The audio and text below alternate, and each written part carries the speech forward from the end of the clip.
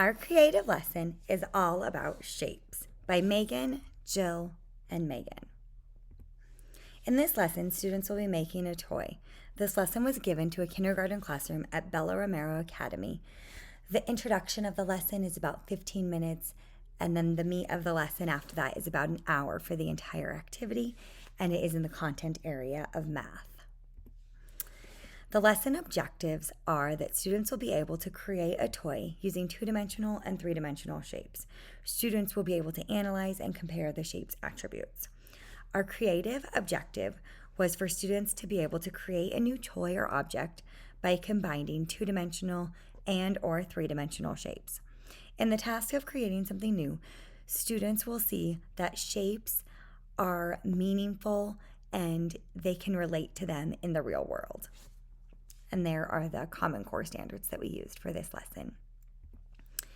In the procedure, students will talk about the different shapes they know and describe these shapes. They'll review thinking about the book Shapes Are Everywhere and how those shapes are around them. They'll talk about the number of sides, the number of vertices, the number of corners. Then students will discuss how they have seen those shapes everywhere. We'll then read another book that is called Not a Box. When reading this book, we'll make sure to do a close reading and ask a lot of critical thinking questions throughout. Critical thinking questions help begin the creative process. After we read the book, we'll introduce the project and we'll start by a plan. Students will make a plan on a piece of paper. I will demonstrate this as whole group by my plan. When I am doing my whole group drawing, I will purposely point out the different shapes that are going to my drawing. So if I want to build a house, I will talk about the shape of the square or the cube, and then how the top is a triangle or a pyramid. And I will really be sure that they can understand the shapes in my drawing before we go on to the project. The students will then take their drawing, and when they're finished with their drawing plan, they'll do a think, pair, share, just to make sure they can explain their idea to a friend and then maybe even get some more ideas on how to make their toy or their object better. And then students will be provided some free materials to build their own toy. The assessment of this project will be that students can demonstrate their understanding of their shapes. They can name them and label them. They will then record their project on their iPads or their computers, or if that's not necessary or applicable, students will do a pair share with their projects.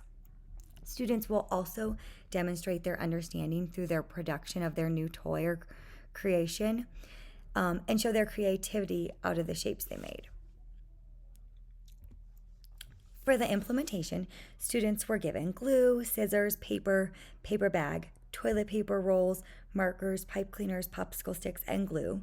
Other students were also given classroom objects such as blocks and shapes. Most of the students chose to build a toy that they could take home. And then you can see the pictures of them implementing and making their toy. The takeaways we had from this lesson were that students love the freedom to be able to create their own toy and to just use their imagination and build whatever they want without having any guidelines, except for that they had to use shapes. The outcome of this was a physical product, but we really didn't think that was important as their thinking and their creativity that went into the project. And for the resources, we found a few extra resources that just really helped us guide our thinking in kindergarten and how to really start implementing that creativity in kindergarten.